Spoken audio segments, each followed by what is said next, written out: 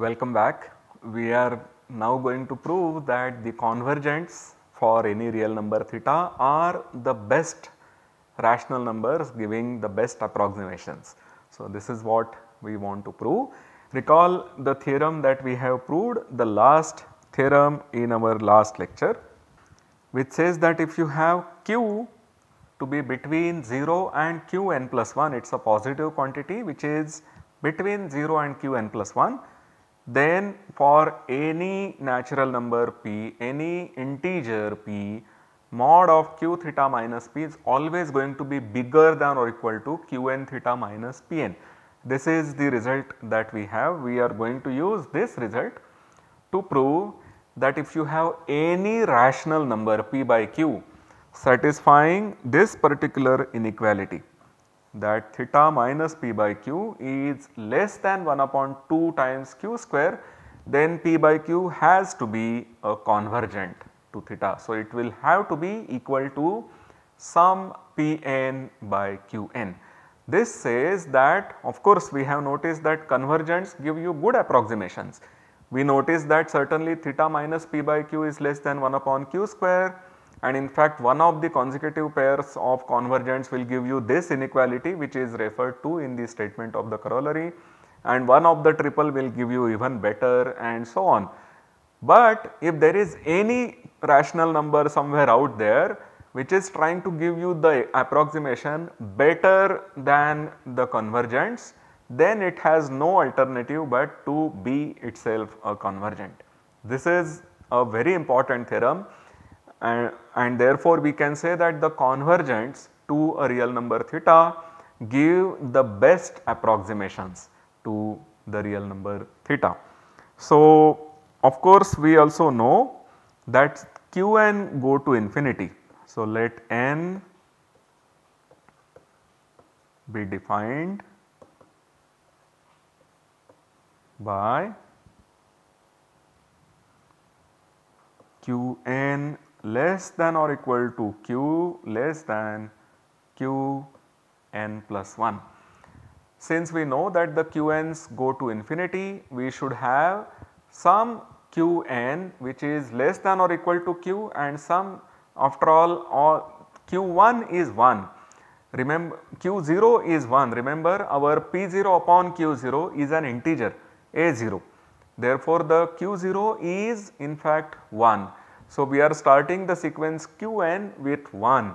Therefore, there is always some q which is below our number q. There is some qn which is going to be below the denominator q of the rational p by q, and ultimately qn's go to infinity.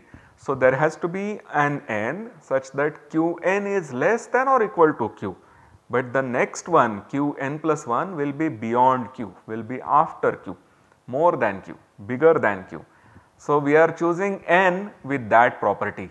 Remember, we are not putting any condition on p other than the simple condition that theta minus p by q is less than 1 upon 2 q square, and now we are going to prove that p has to be the pn and q has to be the qn. Remember, we are given the real number theta, so we have the continued fraction expansion for theta. So, we have pn and qn, and that is how we have taken this n. We will prove that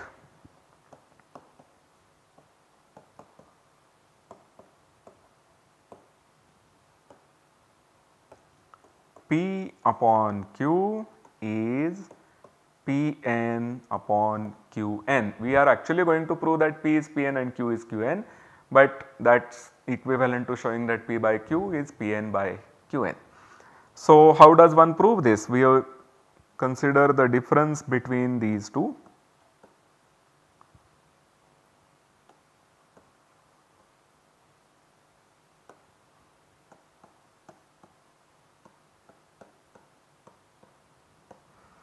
Now, this difference we can insert a plus or minus theta in between, and then this becomes less than or equal to theta minus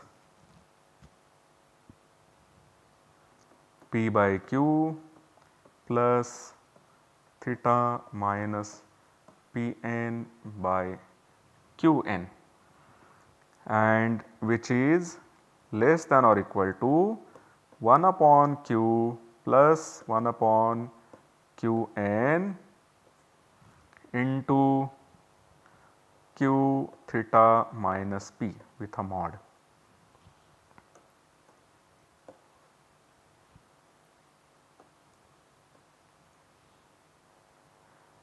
This is because this term here is 1 upon qn mod qn theta minus pn, and this is 1 by q into mod q theta minus p, and the inequality that we have here, that q is less than qn plus 1, we will say that this quantity is less than or equal to mod of q theta minus p.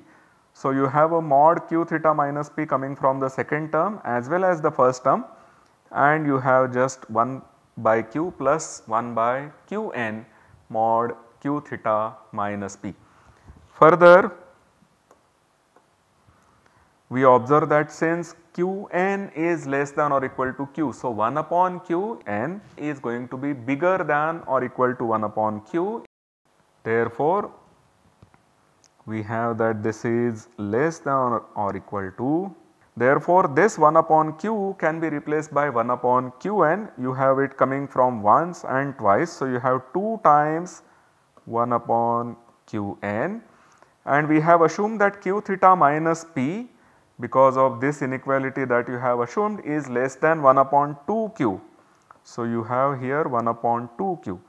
So, these two get cancelled. Further, here you have a strict inequality, which will mean that this inequality is also strict. So, we get ultimately that this p by q minus pn by qn is strictly less than 1 upon qn.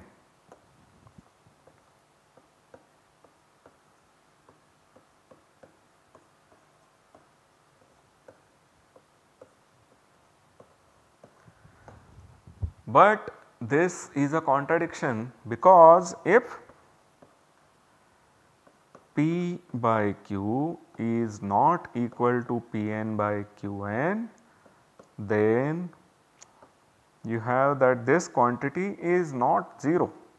The difference between those two is not 0, but the numerator will be pqn minus qpn upon qn, and therefore, this is at least 1 upon qn.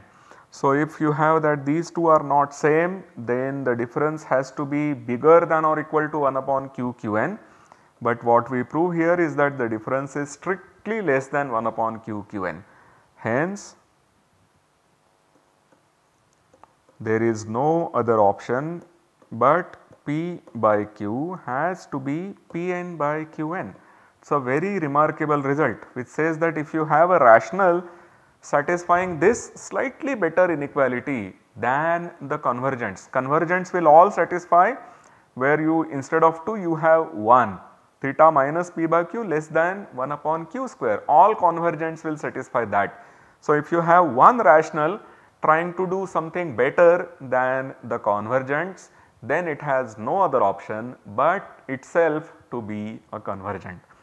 So, in this way we can say that the convergents to a real number theta give the best approximations. There is nothing else that can give a better approximation to our real number theta. Now, we are going to do some computations. We have not really, except for computing the continued fraction expansion for the golden ratio, we have not computed the continued fraction expansions for any other number. So, let us start with some of the simplest numbers. We start with theta equal to root 2 and let us compute its continued fraction expansion. So, first of all we note that 1 is less than root 2 is less than 2, because 1 is less than 2 which is less than 4. So, square root of 1 which is 1 is less than square root of 2 which is less than square root of 4 which is 2. Therefore, we will write theta which is root 2 as a0 plus plus 1 upon theta 1. Here theta 1 is 1 upon theta minus a0. So, what is a0 for us? A0 is the integral part of theta, which is 1. 1 upon theta, remember, is root 2, and we have the a0 to be 1. So, we now want to solve this, we want to write this expression 1 upon root 2 minus 1 in a simpler form, and the standard trick to do that is to multiply the numerator and denominator by the conjugate of this number. So, we therefore get the root 2 plus 1 comes in the numerator. Here we have something like a minus b into a plus b, which is a square minus b square. So, we get root 2 square, which is 2, minus 1 square, which is 1. So, this is just 1. We get it to be root 2 plus 1. So, our theta 1 is now root 2 plus 1. The integral part of theta, which is root 2, was 1. Therefore, the integral part of theta 1, which is root 2 plus 1, is going to be 2.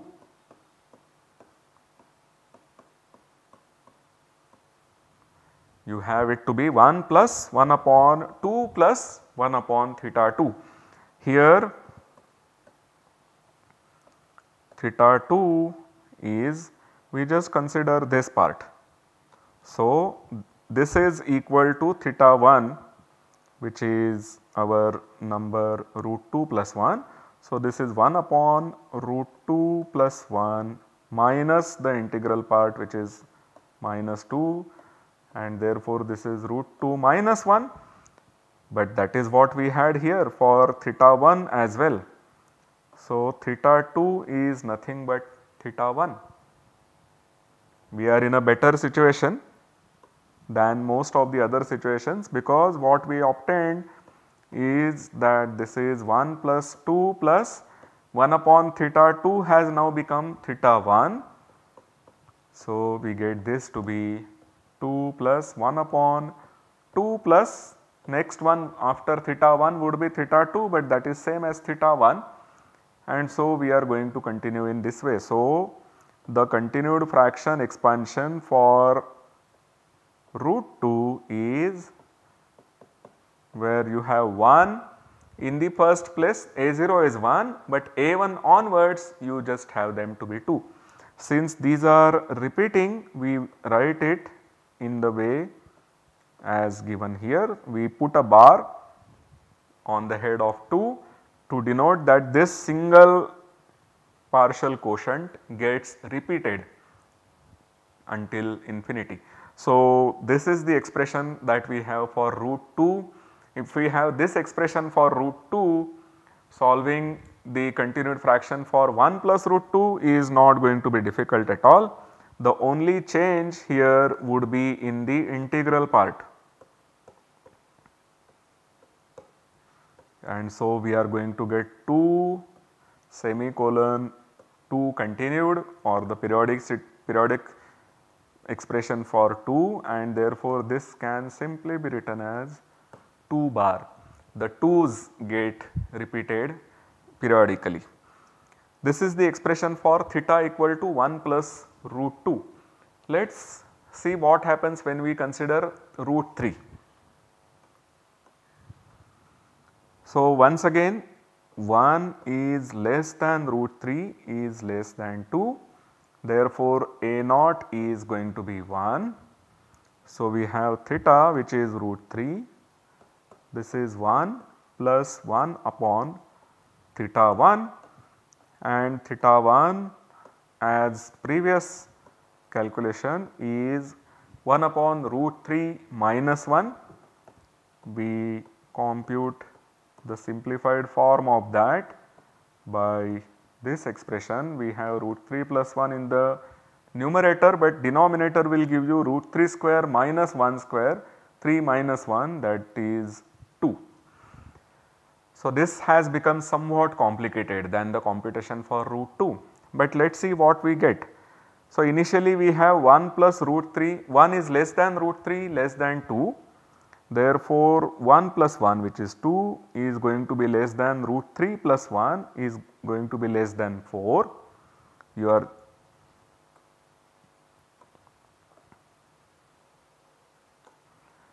less than 3. We are just adding 1 to this pair of inequalities, and once you divide by 2, because 2 is a positive number, the inequalities are respected, and therefore the integral part of this number is 1. So, we get that A1 has to be 1. So, theta, which is root 3, now becomes 1 plus 1 upon 1 plus 1 upon theta 2, and here theta 2 is 1 upon this quantity, which we know is root 3 plus 1 by 2. So, root 3 plus 1 by 2 minus 1, which is root 3 plus 1 minus 2 upon 2. So, that 2 can be put in the numerator, and we have root 3 minus 1 in the denominator. And once again we solve this, simplify this by multiplying by root 3 plus 1,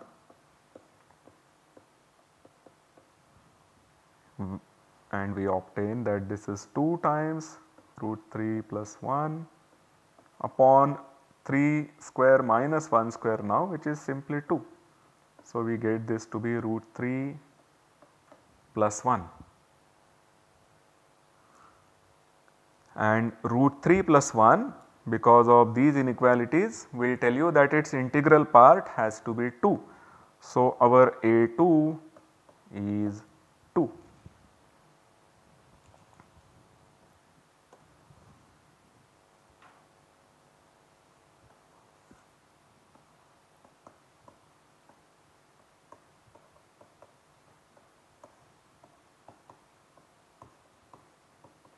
Theta 1, theta 2, and now we have theta 3,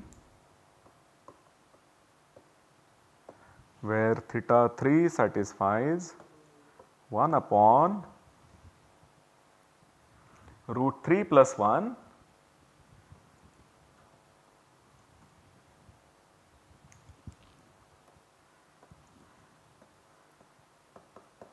minus 2. So, this is 1 upon root 3 minus 1, but 1 upon root 3 minus 1 is something that we had already obtained here as theta 1.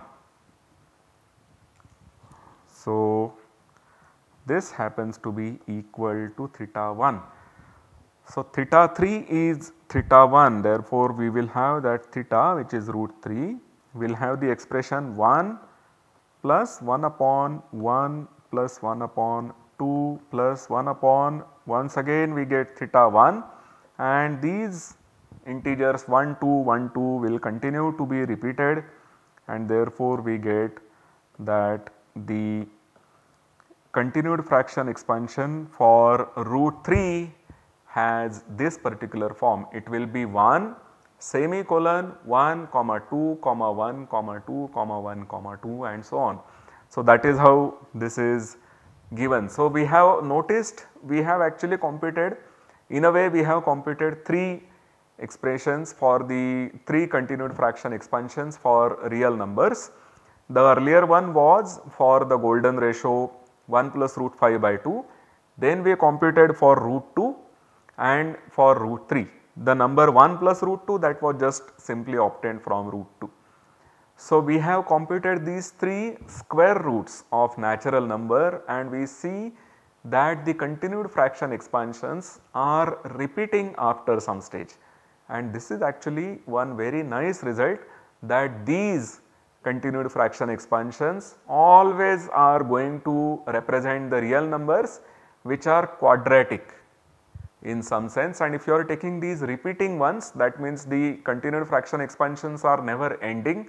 Therefore, what you get are not rational numbers, because if you have a terminating continued fraction expansion, if your expansion terminates, you have a finite expansion, that means it is a continued fraction which will be a rational number. But if you are putting a bar on that, which means that it simply continues, then you are going to get what is called an irrational number. The numbers are real numbers, but they are not rational numbers. So, they are the irrational numbers which are quadratic in some sense. So, let us make this notion very precise and then we will prove the result about these repeating continued fractions. So, let us see the definition of what are known as quadratic irrationals. So, these are the zeros of a polynomial like this. So, or you may say that these are solutions to the equation ax square plus bx plus c equal to 0. These are solutions to this, or these are also known as zeros of this particular polynomial.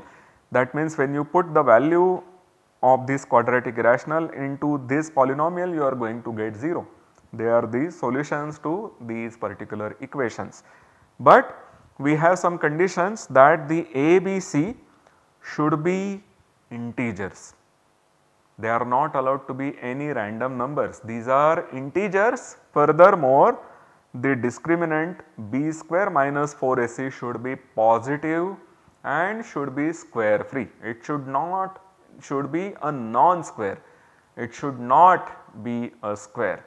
These are the conditions which are going to give us the quadratic irrationals. Now, from school level onwards, we know how to find the solutions to this particular equation. They are given by minus b plus or minus under root b square minus 4ac upon 2a. These are the forms of the solutions to this quadratic equation. And so, if this guy is 0, then we have that we get the same root. The 0 minus 2 upon 2a comes with multiplicity 2. Then in fact this becomes a square. So, whenever this quantity is 0, you get the same number, that is why we call that number, then you get the same root. So, whether this number is 0 or not will discriminate the number of roots being 1 or 2. So, this is called discriminant.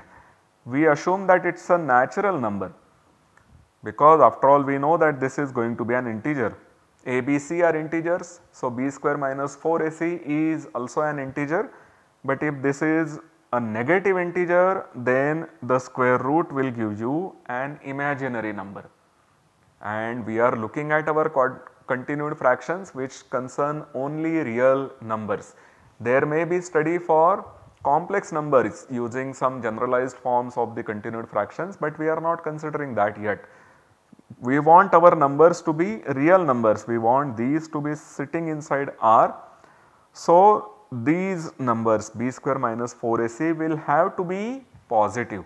This is why we are taking them to be natural numbers. And further, we do not want it to be a perfect square, because if this is a perfect square, then it says square of m, then you will have that your solution becomes minus b plus or minus m upon 2a, which turns out to be a rational number in the end. We do not want that to happen.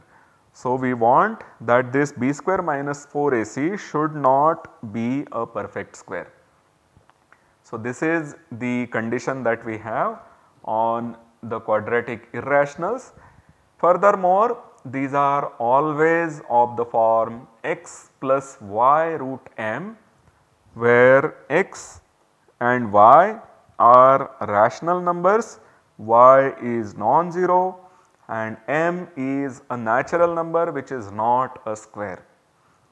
So, these quadratic irrationals, the solutions to these numbers as we have just found are in fact of the form x plus y root m. So, we had minus b upon 2a plus or minus under root b square minus 4ac upon 2a. So, we have this minus b upon 2a and we have this particular thing. This is not a square. So, we have obtained that any solution to this which is a quadratic irrational has to be of this particular form with x plus y root m, y not being 0 and x and y being rational numbers and m being a natural number which is not a square. In other words, every such number x plus y root m of these particular conditions, satisfying these particular conditions, is a quadratic irrational, because when you have y to be non-zero, then you already get a number which is not a rational number. Remember, x plus y root m, if this was rational, it would imply that y root m has to be rational, because x is after all a rational number. If you have that x plus y root m is a rational, then y root m is that rational minus x. So, you have y root m to be rational, and if you have y root m to be rational, y is non-zero, you can multiply a rational by another rational and still remain in rationals.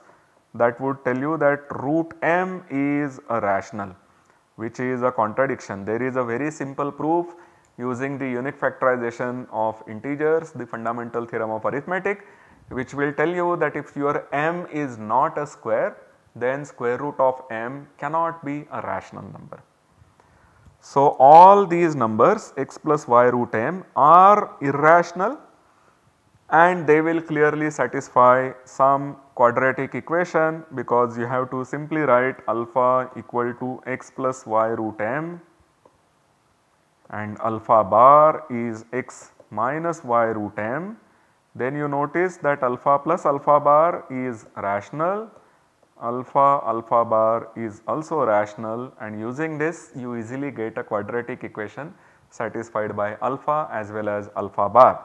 In fact, u minus alpha into u minus alpha bar will give you equal to 0, will give you a quadratic equation whose coefficients are rational numbers, and then you clear out the denominators to get the coefficients to be integers.